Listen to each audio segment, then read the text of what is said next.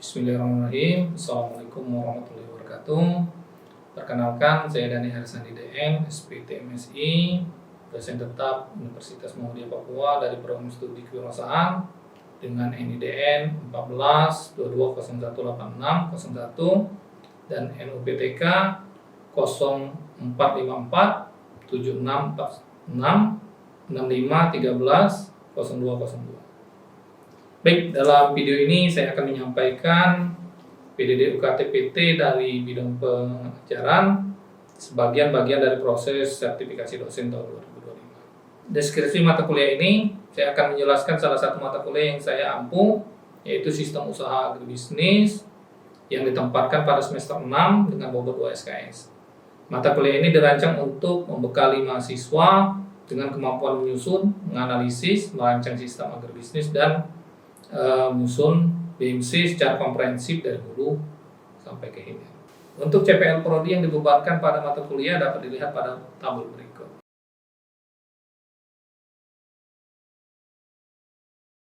Begitu juga dengan korelasi antara CPMK dan sub CPMK dapat dilihat pada tabel berikut.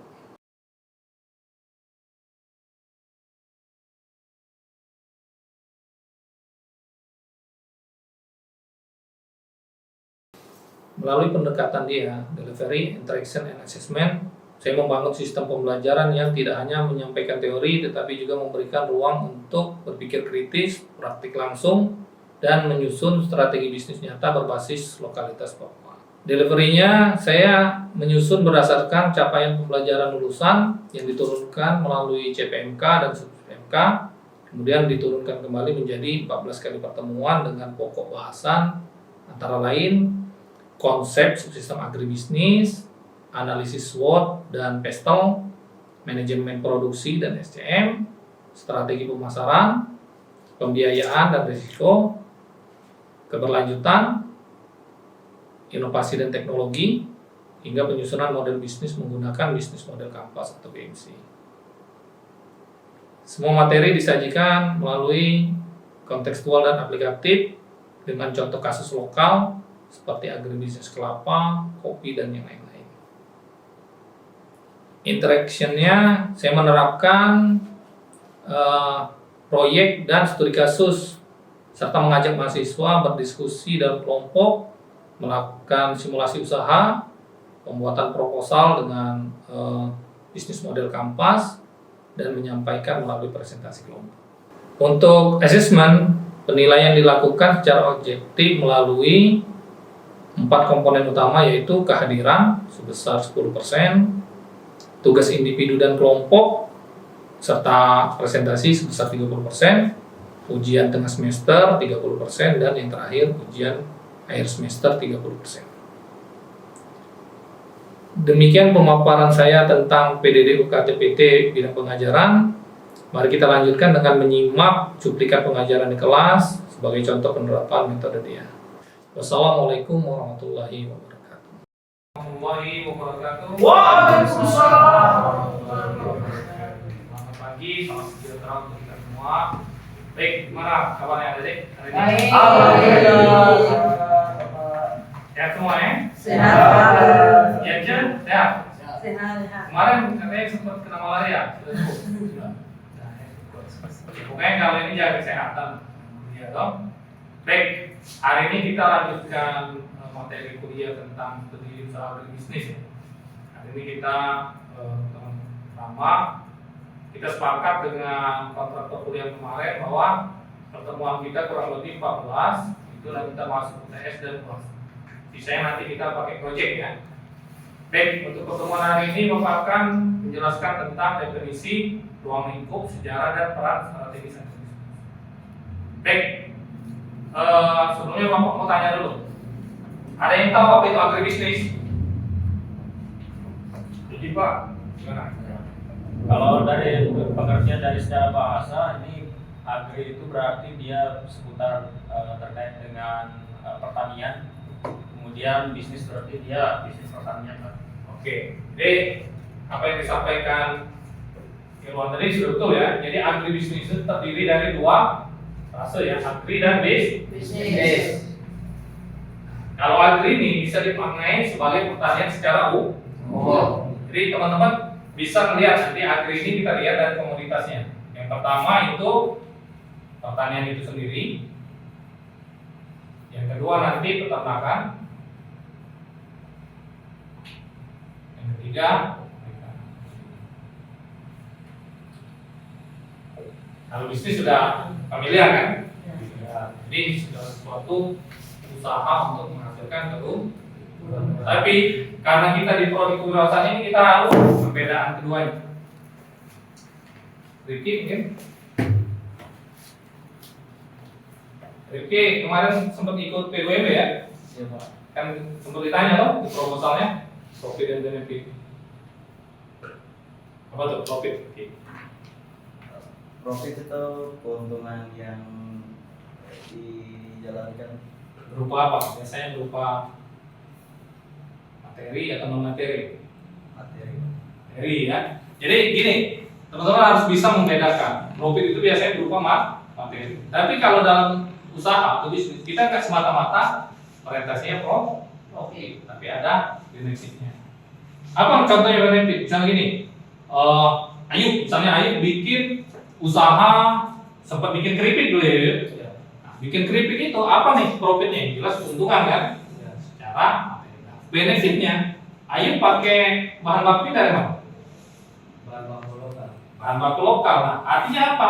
Secara benefit kita bisa mengangkat keunggulan produk lokal. Atau misalnya waktu bikin usaha nanti kan ada karyawan yang kerja.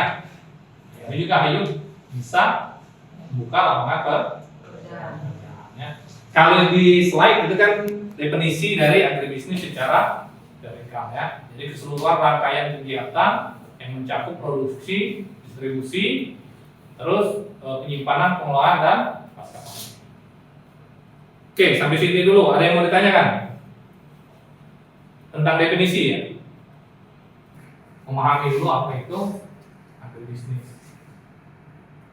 Karena mata kuliah ini sebagai subsistem agribisnis, nanti kita akan belajar apa saja sub-sub di dalam bisnis itu. Oke ya, kita lanjut. Ini ada yang di buku yang Bapak share kemarin ya di grup. Nanti teman-teman tinggal baca. Oke, yang kedua, ruang lingkup sistem agribisnis. Jadi sistem agribisnis ini adalah sebuah rangkaian sistem dari hulu ke hilir. Ada yang pernah dengar istilah hulu dan hilir? Seminar mungkin? Hulu itu biasanya sering digunakan untuk istilah apa? Dari hulu ke hilir. Apa? Ujung ke ujung. Tapi biasanya itu adalah sebuah aliran air kan? Nah, analoginya sama. Kenapa itu digunakan istilah hulu dan hilir? Layaknya seperti aliran sungai. Jadi hulu itu yang paling atas, hilirnya adalah di bawah. Biasanya hilir dari sungai itu adalah muak. Nah sama, dalam rangkaian agribisnis, hulu ke hilir itu biasanya diawali dari input produksi. Kualitas dari peternakan ya. Ternak apa yang teman-teman pernah pelihara atau tahu deh? Ayam ya. Ikan. Ada ikan tapi beda. Ikan nanti kita masuk di peri. Kita coba tadi yang Ayub pilih ya, ayam. Nah, misalnya ayam itu, sebenarnya benih, pupuk, alat. Itu di pertanian. Kalau di peternakan apa? Sebelum kita pelihara nih, harus ada apa dulu? Kandang. Nah, itu termasuk di subsistem satu atau input produksi ya. Selain kandang harus ada apa lagi yang disiapkan?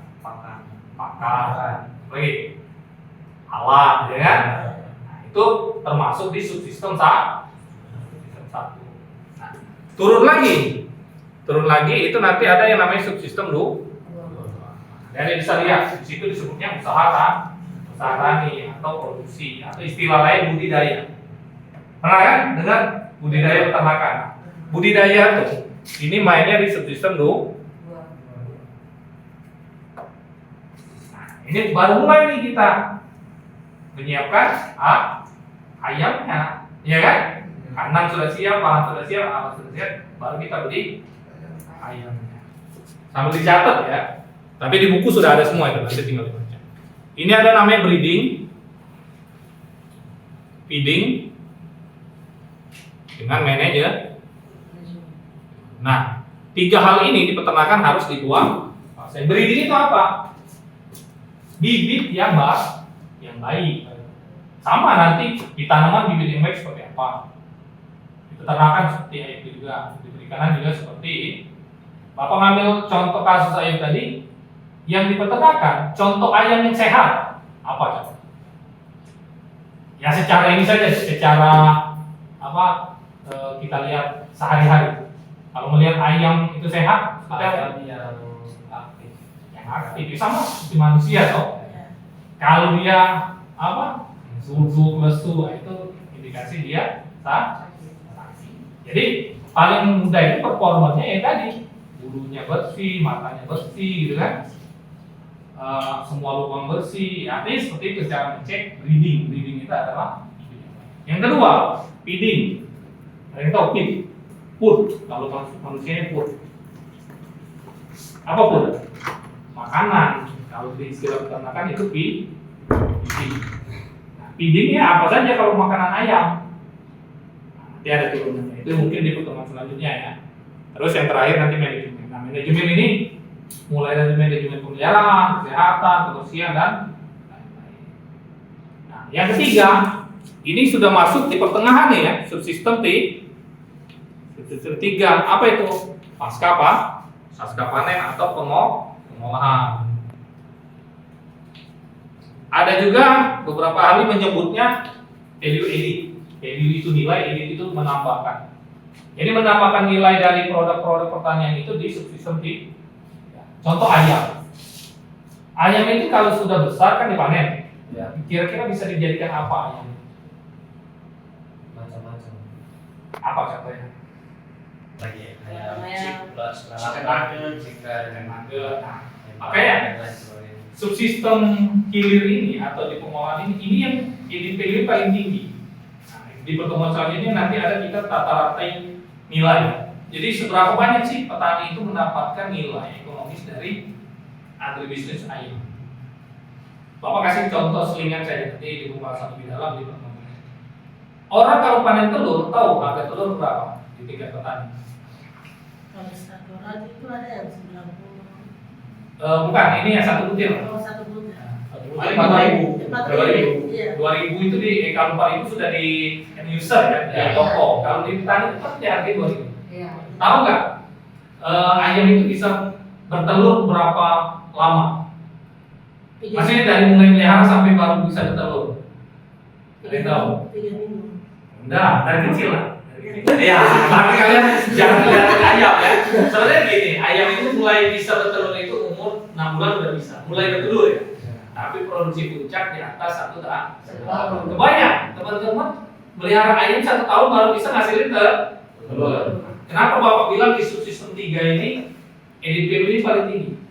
Kalian pernah makan lalapan ayam? Nah, Kira-kira ayam itu dari tahun lalu atau semalam dia beli? Ayam segarnya semalam. semalam. Dalam waktu semalam dia udah bisa ngasilin uang, ya kan? Jadi ayam segar itu diolah, digoreng, disajikan, besok pagi sudah jadi uang. Makanya kenapa putaran di value itu lebih tinggi? Oh, berarti kita masuk di subsistem itu saja Pak buat bisnis. Sampai ke hilir itu harus dikuasai baiknya ya, karena ini konsep bisnis secara keseluruhan. Terus ada juga pemasaran. Kalau apa istilahnya pendukung di semua subsistem lainnya marketing. Jadi pasti ada di subsistem itu pasti ada pemasarannya kan. Ya, orang jualan makanan, jualan alat kan. Begitu juga budidaya. Panen misalnya telur, panen daging. Di pasca panen juga misalnya bikin olahan segala macam itu juga termasuk di apa? Sekarang Bapak mau menghubungkan mata kuliah ini dengan mata kuliah pemasaran. 2 contoh pemasaran aja deh yang sering dilakukan saat ini. Metodenya. Ya, gimana sih? Baik, terima kasih atas waktu kepada saya. saya mau apa yang saya pikirkan, saya mau penjelasan dulu tentang pemasaran. Pemasaran ini mungkin sebelum saya mau pesan barang, katanya barang atau jasa. Ini yang saya membeli. Jadi misalnya kalau saya mau membeli ayam, itu harus pesan dengan orang yang punya barang.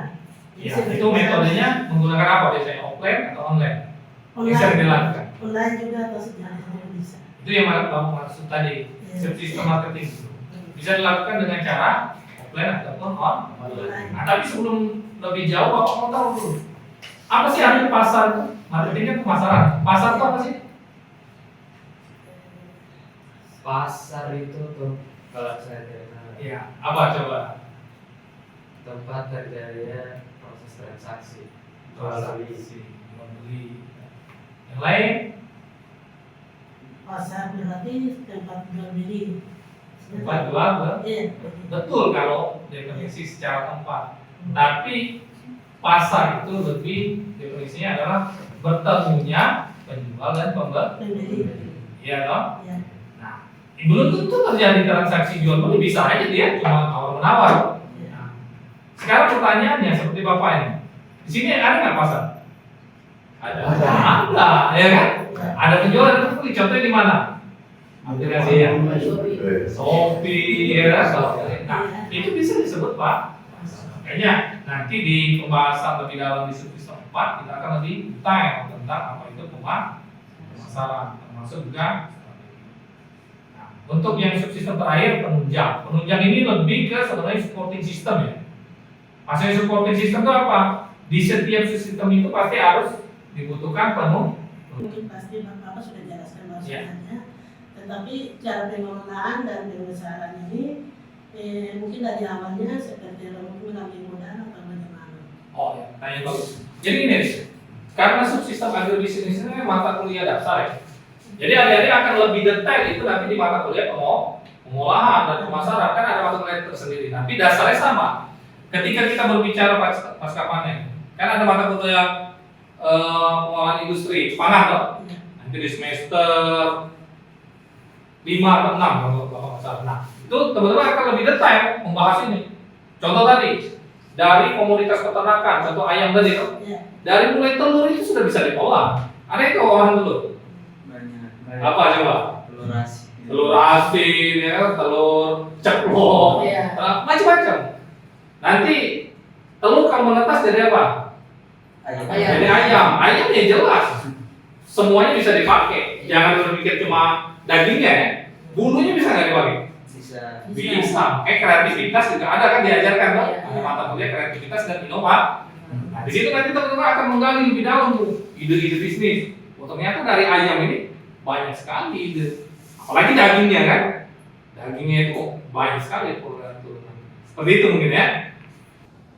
Sejarah dan perkembangan ini Bapak rasa cukup dibaca ya di buku yang Bapak share di grup itu ada. Teman-teman baca sendiri.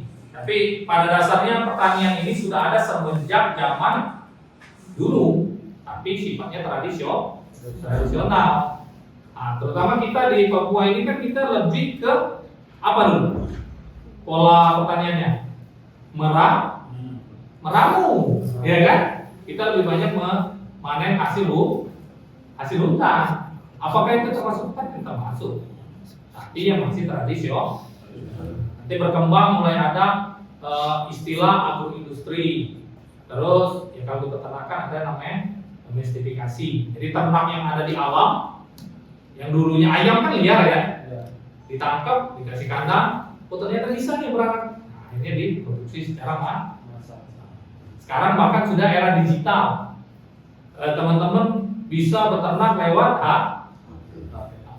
gimana Pak caranya? Ada yang tahu? Ada banyak aplikasi yang membuat itu. Ada yang real, ada yang hanya sebatas game. Ya. Kalau yang real dia kebetulan memang membuat peternakan yang pakai digitalisasi. Oke, rasa dibuat saja. Nah, peran strategi agribisnis di Papua. Bisa teman-teman lihat. Sebenarnya kontribusi PDB terbesar itu salah satunya dari sektor pertanian. Begitu juga peran sebagai pemberdayaan masyarakat adat. Biasanya di kita ini kan suku-suku itu biasanya kita punya yang namanya apa? Pemberdayaan masyarakat adat. Kalau di era pemerintahan sekarang kan ada BUMDes ya namanya. Ada yang tahu BUMDes? Badan Usaha Milik Desa. Salah satunya biasanya di bidang bisnis. Turunannya tadi ada Tarakan, Perikanan dan Pertanian. Kalau di sini seperti Yance Bapak tahu dia punya kebun kopi ya, di mana ya? Itu termasuk deh pengembangan komoditas unggulan. Kenapa disebut unggul? Karena kopi di daerah tertentu itu memiliki specialty tertentu. Ya toh? Contoh, tipe Arabica. Ya toh? Kopi Arabica itu kan ada yang Gayo, ada yang Wamena, ada Toraja, padahal sama-sama Arabica. Apa yang membedakan? Tadi asal daerahnya, karena dia akan berpengaruh terhadap rasa kopi. Itu juga perlu dipelajari. Buah merah, ya kan? Buah merah itu tahu Bapak endemi di sini. Ya toh? Apa namanya komoditas komparatif sebutannya yang unggul di wilayah kita itu harus kita kembangkan. Kenapa Bapak bilang itu? Orang Jawa mungkin teknologinya tinggi ya, tapi dia nggak punya bahan baku, betul ya? Nah, kalau di kita kan kita sudah punya bawang merah, tinggal kita olah sedikit, itu udah unggul.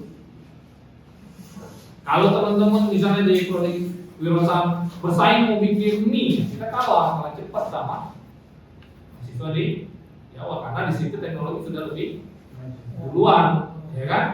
Nah, kalau kita angkat keunggulan komparatif yang ada di kita. Contohnya apa? Tadi buah merah, sagu, ya kan?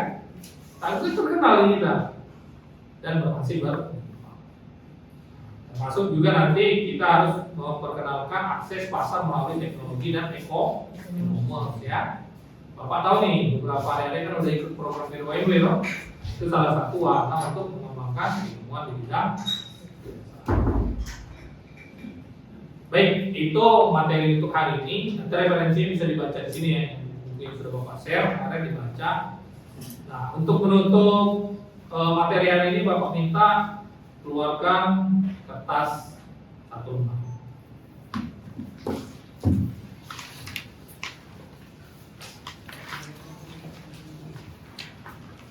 Baik, kuisnya teman-teman buat bagian subsistem ya. Sebutkan 5 subsistem agribisnis beserta contoh dari tiap-tiap subsistem. Silakan.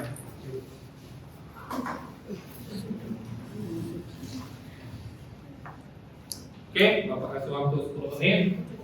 Nanti yang selesai boleh dikumpul ya.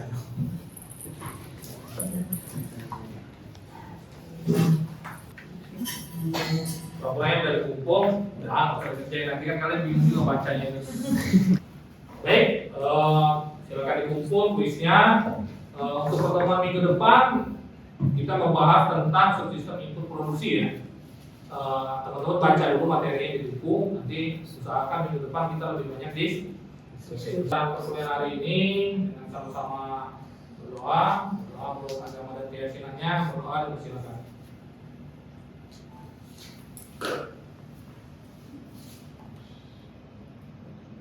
Baik, setelah selesai, Pak Heri kuliah. Assalamualaikum warahmatullahi wabarakatuh. Selamat siang, selamat beraktivitas.